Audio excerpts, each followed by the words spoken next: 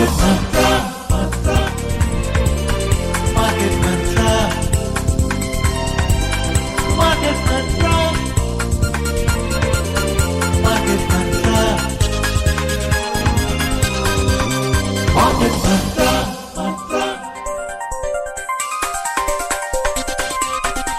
Market Mantra. Good evening, listeners, to this Sunday edition of Market Mantra, the program in which we give you a complete update on the economic news of the day. And today, being Sunday, we'll also be taking calls from our listeners on any queries that you may have on mutual fund and related matters. To connect with us, you can call us on 2331-4444, 2342-1050 and 2331-0464. And of course, do prefix the code 011. Your anchors for today, Sonu Sood and myself, Sarabjit Kaur. धन्यवाद सरबजीत। नमस्कार श्रोताओं, market मंत्र में आपका स्वागत है, जहां हम ताजा आर्थिक खबरें आप तक लाते हैं। श्रोताओं, आज रविवार है और हम आपके फोन कॉल्स भी सीधे प्रोग्राम में शामिल करेंगे। म्यूचुअल फंड्स और इससे जुड़े मुद्दों पर कोई भी जानकारी आप आज के कार्यक्रम में प्राप्त कर सकते हैं। आप हमें इन नंबरों पर फोन कर सकते हैं 23314444, 23421050 और 23310464। दिल्ली से बाहर के श्रोता इससे पहले एसटीडी कोड 011 भी डायल करें। आपके प्रश्नों का उत्तर देने के लिए म्यूचुअल फंड्स विशेषज्ञ आकार रस्तोगी हमारे साथ स्टूडियो में आमंत्रित हैं। आकार जी नमस्कार, मार्केट मंत्र में आपका स्वागत है। जी धन्यवाद। और अब सबसे पहले हेडलाइंस के साथ हैं Sarabjit Kaur. Yes, of course, Sonu, right away. US President Donald Trump announces hike in tariffs from 10 to 15% on all countries. Global crude oil prices surge almost 6% last week, and domestic investors to focus on Indian macroeconomic data, tariff-related developments, and global triggers for Qs next week. अमेरिकी राष्ट्रपति Donald Trump ने सभी देशों के लिए tariff 10% से बढ़ाकर 15% करने की घोषणा की। कच्चे तेल की वैश्विक कीमतों में पिछले सप्ताह लगभग 6% का उछाल आया और घरेलू निवेशकों की निगाह अगले सप्ताह भारतीय आर्थिक आंकड़ों, टैरिफ से संबंधित घटनाक्रम और वैश्विक संकेतों पर टिकी होगी। Market Mantra. Market Mantra.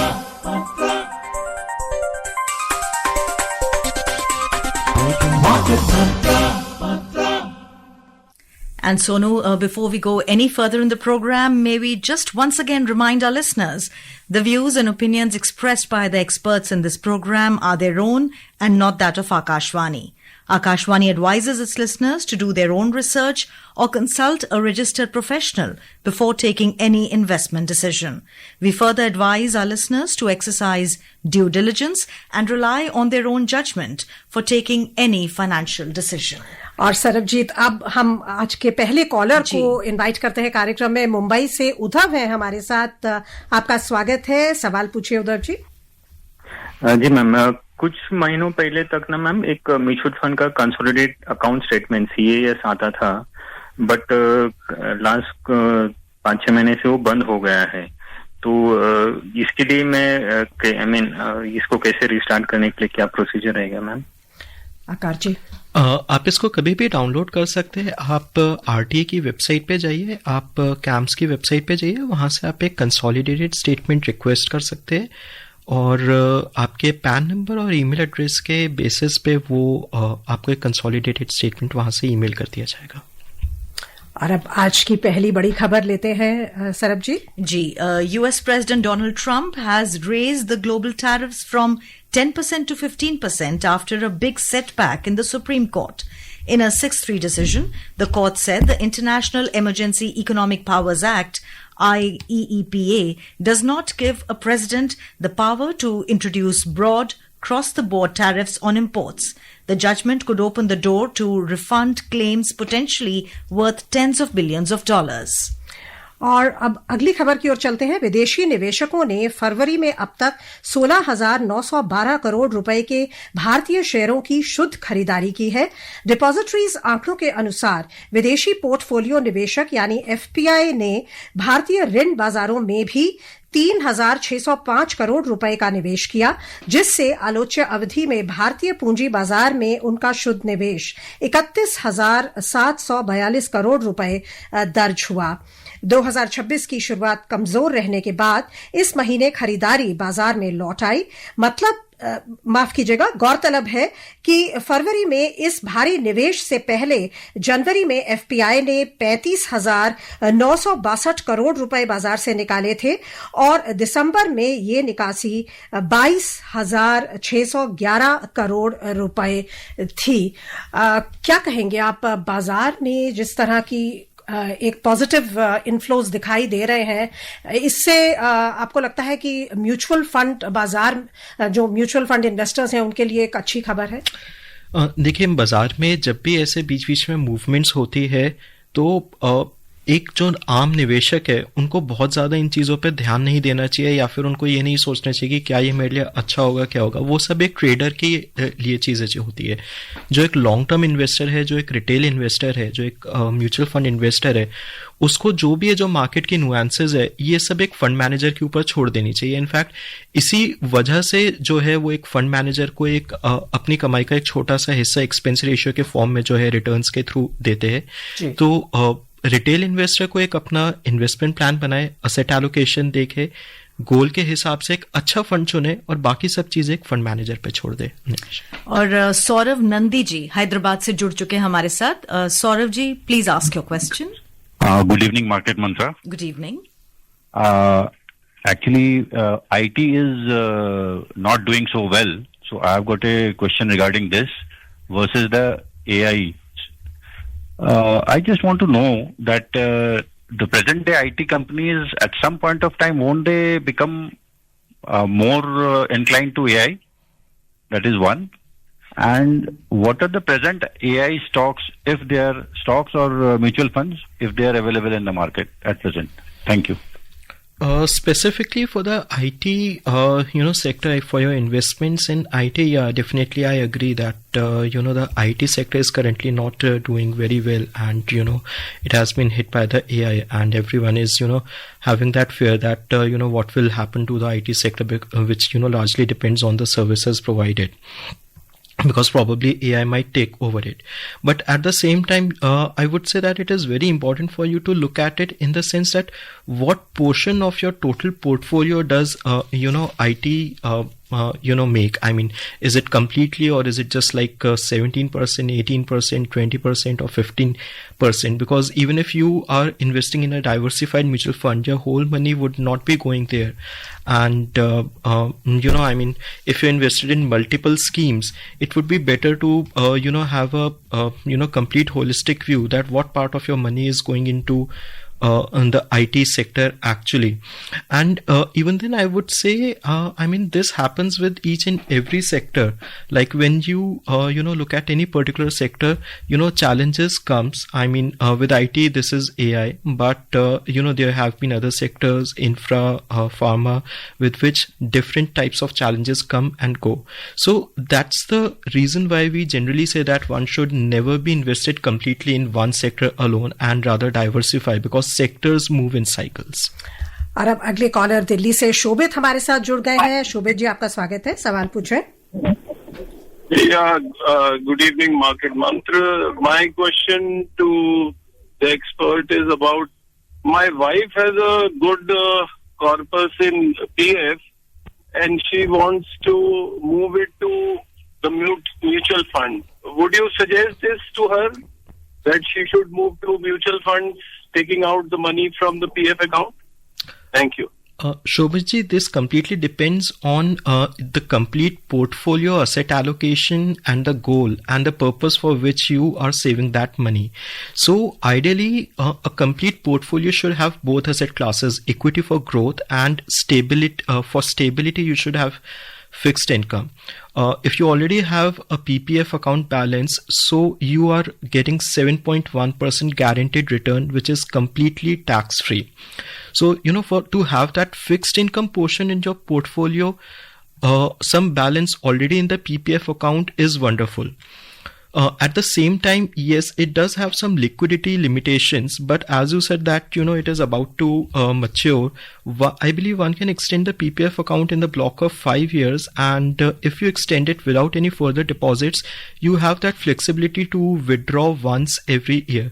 So I would say first it would be very important for her to, assess when that money would be needed. If it's her long-term money, it's not required for, next 5-7 years, then definitely it should be in equity. But at the same time, look at the complete portfolio. What's the portion which is already there in the equity, and maybe maintain a 70-30 allocation kind of a thing. Meanwhile, another caller has connected with us, Ramesh from Hyderabad. Ramesh ji, अपना सवाल पूछे. Good evening. I had invested in Tata Digital Fund 4 years back for 3 years through SIP. Last year, my overall profit was around 35%. Now it has come down to 5%. So what should I do? As we have been talking just a few calls back, so Tata Digital Fund is also completely focused into the IT sector, and this sector particularly is not doing very well right now. But I would say, it has been just 4 years, and this is a time when you should not be panicking and stay invested for longer term. But at the same time, ensure that this is not the only fund, which I hope that this is not the only fund in your portfolio, and this is just a part of the complete your allocation, just a small part of the complete allocation. And for these kind of situations only, it is generally said that one should be invested in a diversified portfolio. Hyderabad से चले जयपुर, जहां से जितेंद्र है हमारे अगले collar. आपका बहुत बहुत स्वागत. सवाल पूछें. हाँ सर, जैसे क्या है कि मेरा एक ही SIP जाता है Mahindra Manu life multi cap में, लेकिन मेरी वाइफ जो है 6,000 रुपया हर एक मंथ जमा करना चाहती है लंबे समय के लिए.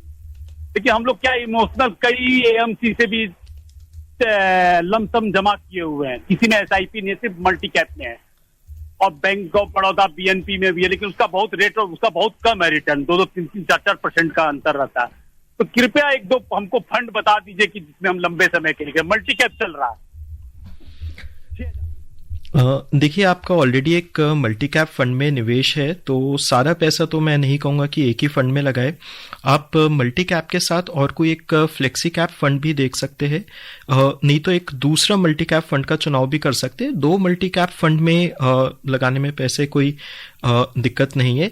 आप बस ये ध्यान रखिएगा कि जो मल्टी कैप फंड है, इनमें पैसा आपका 50% बाय मैंडेट मिड और स्मॉल कैप में चले जाता है, क्योंकि इनका मैंडेट होता है कि जो 25% है वो तीनों में लगे, लार्ज कैप, मिड कैप और स्मॉल कैप. सो क्योंकि 50% आपका मिड और स्मॉल में अपने आप ही होता है, तो ये फंड्स थोड़े से ज्यादा एक अग्रेसिव नेचर के हो जाते हैं कंपैरेटिवली. वहीं पे अगर आप एक थोड़ा सा कंपैरेटिवली कंजर्वेटिव स्टांस वाला एक डाइवर्सिफाइड फंड देखना चाहते हैं, तो वो फ्लेक्सी कैप रहेगा. तो आप एक फ्लेक्सी कैप जोड़ सकते हैं साथ में अपने उस फंड के. और नोएडा से देवकांत जी जुड़ चुके हैं हमारे साथ. Devkant ji, please ask your question. Devkant ji, आप हमें सुन पा रहे हैं? जी जी जी. हाँ, प्लीज अपना सवाल पूछिए. हाँ जी, नमस्कार जी. जी नमस्कार, सवाल पूछिएगा. जी, मैं ये पूछ रहा था कि म्यूचुअल फंड की जैसे मेरे को 1 साल के करीब हो गया है, तो अभी म्यूचुअल फंड में मेरे को 17 पॉइंट कुछ % मेरे को रिटर्न वो दे रहा है जी, प्रॉफिट दे रहा है. तो क्या उसमें बना रहूं या रीबैलेंसिंग भी कुछ करनी होती है, या कैसे करें जी? देवकांत जी, देखिए, सबसे पहली बात तो मैं आपको मुबारकबाद देना चाहूंगा कि आपको पहले ही साल में आपने जब फंड का चुनाव किया, उसमें निवेश किया, तो आपको तुरंत ही एक अच्छा रिवॉर्ड देखने को मिला, जिससे कि एक ऑटोमेटिकली आपका मोटिवेशन बूस्ट होएगा. मेरी सलाह ये रहेगी कि सिर्फ इस वजह से कि एक 17% का हो गया, आप उसको प्रॉफिट बुकिंग की अभी ना सोचिएगा। जहां तक की बात रहती है रीबैलेंसिंग की, रीबैलेंसिंग हम पूरे पोर्टफोलियो के आधार पर देखना बेहतर रहता है। तो आप ये देखिए कि जो आपका पैसा उसमें इक्विटी में है वो पूरे पोर्टफोलियो का कितना पोर्शन है। अगर छोटा सा पोर्शन है तो जरूर ही उसको निकाल करके फिक्स्ड इनकम में डालने की जरूरत नहीं है। और प्रॉफिट बुकिंग की सलाह मैं आपको अभी इसलिए नहीं दूंगा क्योंकि देखिए हमारे को अक्सर ऐसा लगता है कि यार देखो इतना तो प्रॉफिट हो गया है तो इससे कि पहले वापस मार्केट जाए हम इसको थोड़ा सा नीचे निकाल लेते हैं। लेकिन वहां पे एक जो रिस्क रहता है वो रिस्क ये रहता है कि हमको पता नहीं है कि मार्केट यहाँ से नीचे जाएगा या ऊपर जाएगा। मान लीजिए अभी 17% पे आप थोड़ा सा सोच के प्रॉफिट बुक कर लेते हो और कल को मार्केट और ऊपर जाता है तो आपको इस बात का निराशा होने लगेगी कि यार अगर मैं बना रहता तो इस पैसे को भी और ज्यादा रिटर्न्स मिल जाते तो मैंने क्यों ही थोड़े और पैसे निकाले, मैं उसको वहां पे रहने देता। तो एक इसी को सिस्टमैटिकली बैलेंस करने के लिए जरूरी रहता है कि आप अपने पोर्टफोलियो का असेट एलोकेशन देखिए। आमतौर पे अगर आप 5 साल से ज्यादा लंबे समय के लिए निवेश कर रहे हैं, 6-7 साल के लिए, एक लॉन्ग टर्म के लिए, तो आपका 70% पैसा इक्विटी में एक डाइवर्सिफाइड वे में रहेगा तो बेहतर रहता है। सिर्फ किसी एक फंड में नहीं बल्कि डाइवर्सिफाइड 2 से 3 फंड्स में और बाकी का फिक्स इनकम में रख सकते हैं। Akar, I've been listening very keenly to you and you've been, advocating on diversification in the portfolio. So, if we were to keep the global canvases in mind and in taking cue from global volatility in today's times, does this strengthen the case for disciplined SIPs? Yeah, definitely. So disciplined SIPs always helps you. So, because, I mean, when you invest systematically in a disciplined manner, you automatically reduce the risk of the, entering market at the wrong level and you average the cost of purchase. And at the same time, I mean, if the volatility is through, geopolitical reasons or any other reason, for whatever reason. So the whole idea behind SIP is that only to, reduce the risk of the market volatility.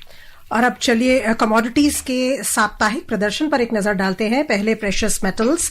भारतीय सराफा बाजार में सोने और चांदी की कीमतों में साप्ताहिक वृद्धि हुई। वैश्विक आर्थिक कारकों, सुरक्षित निवेश के रूप में मांग और अमेरिकी फेडरल रिजर्व से कोई ठोस संकेतों की कमी के चलते कीमती धातुओं में खरीदारी बढ़ गई। मल्टी कमोडिटी एक्सचेंज में इस सप्ताह मार्च अनुबंध वाली चांदी का वायदा मूल्य 3.5% बढ़कर 2,52,944 रुपए प्रति किलो दर्ज हुआ। अप्रैल बंद वाले सोने का वायदा मूल्य इसी दौरान 0.5% से अधिक बढ़कर 1,56,876 रुपए प्रति 10 ग्राम पर जा पहुंचा। घरेलू एक्सचेंजों के वायदा बाजारों में अतिरिक्त मार्जिन हट जाने से बाजार में भागीदारी बढ़ गई और अंतर दिवसीय गतिविधि में वृद्धि हुई, जिससे कीमतें बढ़ गईं। एमसीएक्स और एनएसई ने 19 जनवरी से सभी प्रकार के कॉन्ट्रैक्ट्स में गोल्ड फ्यूचर्स पर लगने वाला 3% और सिल्वर फ्यूचर्स पर लगने वाला 7% अतिरिक्त मार्जिन वापस ले लिया है। इस वर्ष कीमती धातुओं के मूल्यों में तीव्र और अत्यधिक बदलाव आने के बाद जोखिम प्रबंधन के उपाय के तौर पर एक्सचेंजों ने अतिरिक्त मार्जिन लागू कर दिए थे। सराफा बाजार में मूल्यों में गिरावट आने और बाजार की स्थिति में स्थिरता लौटने के बाद अतिरिक्त मार्जिन वापस लिए जाने से कारोबारियों की पूंजी की आवश्यकता कम हो गई है। And let's see now what's the picture on the crude oil front. Global crude oil prices have registered solid weekly gains of almost 6%. Growing tensions between the United States and Iran pushed prices higher as traders priced in the possibility of a conflict that could disrupt supplies. Over the week, Brent crude futures climbed 5.9% and WTI crude futures jumped 5.7%. On Friday, Brent settled over 0.1% up at $71.76 per barrel, while the WTI also rose over 0.1% to end at $66.48 per barrel. और अब चलते हैं अगली खबर की ओर। प्रधानमंत्री नरेंद्र मोदी ने कहा है कि इंडिया एआई इम्पैक्ट समिट भविष्य में विश्व स्तर पर एआई की शक्ति के उपयोग की दिशा में महत्वपूर्ण पड़ाव साबित हुआ है। आकाशवाणी से मन की बात कार्यक्रम में प्रधानमंत्री ने बताया कि समिट के लिए नई दिल्ली के भारत मंडपम में कई देशों के नेता, उद्योगपति, नव प्रवर्तक और स्टार्टअप क्षेत्र से जुड़े लोग एकत्र हुए। इस समिट में दुनिया को एआई के क्षेत्र में भारत की अद्भुत क्षमताएं देखने को मिली है। इस दौरान भारत ने 3 made in India AI model भी लॉन्च किए। ये अपने आप में अब तक की सबसे बड़ी एआई समिट रही है। डिजिटल अरेस्ट के बारे में बात करते हुए प्रधानमंत्री नरेंद्र मोदी ने कहा कि ऐसी घटनाएं अभी भी हो रही हैं और ये अक्षम्य है। उन्होंने श्रोताओं को बताया कि अपराधी फर्जी कॉल के अलावा फर्जी एसएमएस और फर्जी लिंक भेजते हैं। श्री मोदी ने सबसे आग्रह किया कि वे सतर्क रहें और ऐसी धोखाधड़ी का शिकार ना बने। उन्होंने बल दिया कि केवाईसी या पुनः केवाईसी सिर्फ बैंक शाखा, आधिकारिक ऐप और अधिकृत माध्यम से ही किया जाना चाहिए। उन्होंने लोगों से कहा कि वे किसी के साथ भी ओटीपी, आधार नंबर या बैंक खाते से जुड़ी जानकारी साझा ना करें। Prime Minister Narendra Modi flagged off Meerut Metro and Namo Bharat train at Shatabdi Nagar Namo Bharat station in Meerut, Uttar Pradesh this afternoon. On the occasion, the Prime Minister dedicated to the nation entire 82 kilometers Delhi-Meerut Namo Bharat corridor. He inaugurated the remaining sections of India's first Namo Bharat Regional Rapid Transit System RRTS with a design speed of 180 kilometers per hour. It connects major urban centers such as Sahibabad, Ghaziabad, Modi Nagar and Meerut with Delhi at a faster pace. The Prime Minister also flagged off Meerut metro services between Meerut South and Modipuram, operating on the same infrastructure as Namo Bharat in a first-of-its-kind initiative in the country. This seamless integration of Namo Bharat and Meerut Metro on the same infrastructure ensures high-speed intercity travel and swift intra-city movement, setting a benchmark for integrated urban and regional transit in India. श्रोता, हम आपको फिर बता दें कि आज का programme specially mutual fund से जुड़ी जानकारी प्रदान करने के लिए है। फोन कॉल्स आपके सीधे प्रोग्राम में शामिल किए जा रहे हैं। म्यूचुअल फंड्स और इससे जुड़े मुद्दों पर कोई भी जानकारी आप इस कार्यक्रम में प्राप्त कर सकते हैं। हमारे नंबर हम फिर बता देते हैं 23314444, 23421050 और 23310464। दिल्ली से बाहर के श्रोता इससे पहले एसटीडी कोड 011 भी डायल करें। और अब चलते हैं अगली खबर की ओर। भारत और ब्राजील ने 2030 तक अपने द्विपक्षीय व्यापार को $20 अरब के पूर्व लक्ष्य से बढ़ाकर $30 अरब करने का महत्वाकांक्षी लक्ष्य निर्धारित किया है। विदेश मंत्रालय में सचिव पी कुमारन ने बताया कि ये निर्णय ब्राजील के राष्ट्रपति लुई इनेसियो लुला दा सिल्वा की भारत यात्रा के दौरान लिया गया। श्री कुमारन ने संवाददाता सम्मेलन में कहा कि ब्राजील के राष्ट्रपति डा सिल्वा का मानना था कि पूर्व लक्ष्य पर्याप्त नहीं था, इसलिए उन्होंने एक बड़े लक्ष्य का प्रस्ताव रखा। प्रवक्ता ने बताया कि दोनों देश तेल, गैस और नवीकरणीय ऊर्जा, ब्राजील के उपग्रहों के प्रक्षेपण और संयुक्त रूप से उपग्रहों के निर्माण, जैव ईंधन और सतत विमानन ईंधन, कृषि, पशुधन तथा स्वास्थ्य सेवा के साथ साथ योग सहित विभिन्न क्षेत्रों में सहयोग बढ़ाने के इच्छुक हैं। आपसे जानना चाहेंगे, आप अभी पोर्टफोलियो की बात कर रहे थे। अगर हम इनकम के जो पोर्टफोलियो इनकम को कैसे डिवाइड करें, उसमें आजकल एक थंब रूल आता है 50-30-20, उसके बारे में बहुत सुना जाता है। सो इसको आप जरा विस्तार से बता सकते हैं ताकि हमारे श्रोता और खासकर युवा श्रोता इससे कुछ जानकारी ले सकें, कुछ सीख सकें। जी बिल्कुल। देखिए, जो 50-30-20 एक बजटिंग का थंब रूल है जो कि कहते हैं कि आपकी जो इनकम है उसका जो 50% है वो आप रखिए जो भी आपके एकदम नीड्स है, नीड्स यानी कि जो कि बहुत ही ज़रूरी एक्सपेंसेस है which can not be avoided. उसमें आपके EMIs भी आते हैं और ग्रोसरीज भी आते हैं, सारी चीज़ें आती है। नेक्स्ट 30% जो आपकी इनकम का है वो कहते हैं कि वो आप अपने एंटरटेनमेंट के लिए रखिए, और जो 20% है वो आप अपने इन्वेस्टमेंट्स और सेविंग्स के लिए रखिए। ये एक ब्रॉड थंब रूल है, बट मैं कहूँगा कि this is a very good starting point. अगर किसी को शुरुआत करनी है अपनी इनकम के लिए, कुछ समझ में नहीं आ रहा है कि किस तरीके से कितना इन्वेस्ट करे या कैसे करे, उसके लिए बहुत एक अच्छा थंब रूल है। बट बाकी ये हर किसी के सर्कमस्टांसेस पे और सिचुएशंस पे डिपेंड करता है, क्योंकि ऐसी बहुत बहुत ज़्यादा पॉसिबिलिटी है कि कहीं पे किसी की जो नीड्स है, जैसे कि मान लीजिए एक कोई यंग अर्नर है वर्सेस कोई एक अर्नर है जिसके घर में ओल्ड पेरेंट्स है, कि उसके लिए नीड्स 50% से ज़्यादा हो।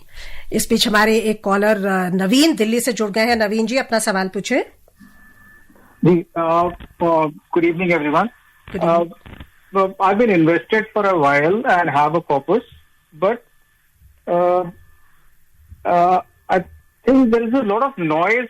There is enough noise about Nifty 50, Nifty Next, and Nifty Momentum. Any guidance on that, please, for 7 to 8 years? Thank you. Naveen, I would say Nifty 50 and Nifty Next 50 are basically the index funds which replicate both these indices. So Nifty 50 is essentially the top 50 stocks. Funds investing in Nifty 50 replicate the portfolio of this index and track the performance of the top 50 stocks. And when it comes to the Nifty Next 50, it is stock 51 to 100.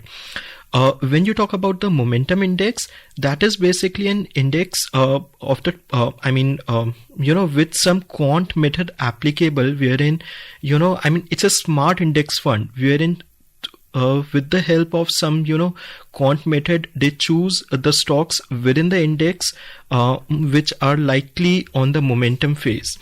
But I would say, as you rightly mentioned, there is a lot of noise. So, just, be careful, and you don't have to, invest just because something is popular, or someone in your friend circle has also invested, or something is making news every other day, or everyone is talking about it. This is usually the FOMO factor, the fear of missing out. Don't get affected by that. Just sit calmly with a paper and pen. If you're investing for 7 to 8 years, your portfolio should be diversified enough. For that, a very good flexi cap or a multi cap fund is perfect, not necessarily an index fund, and you can very well go with that. Akar, there's one more caller lined up from Mumbai this time. Ganpati ji, apna sawal पूछे.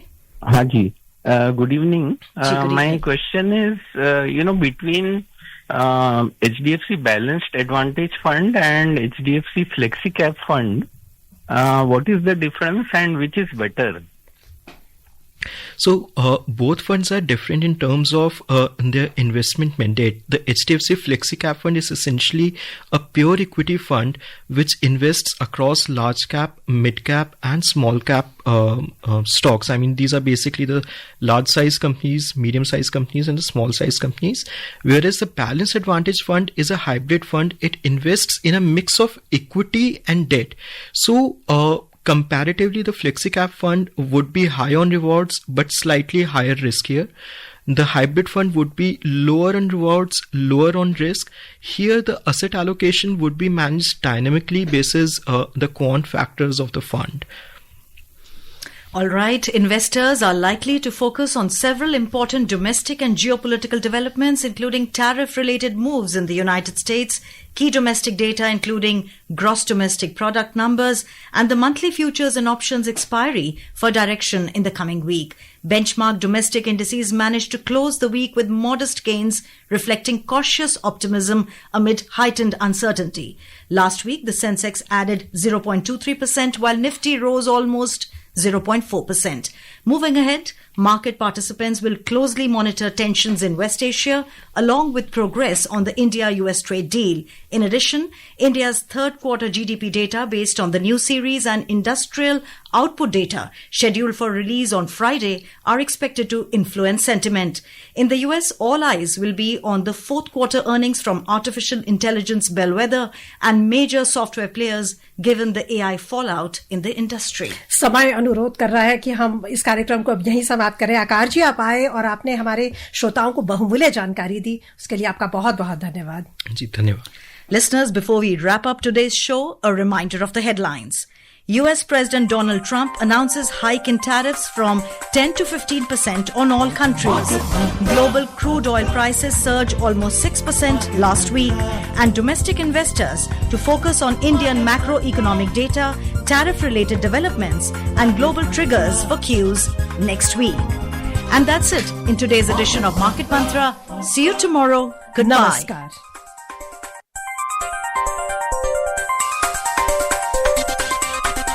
Market Mantra.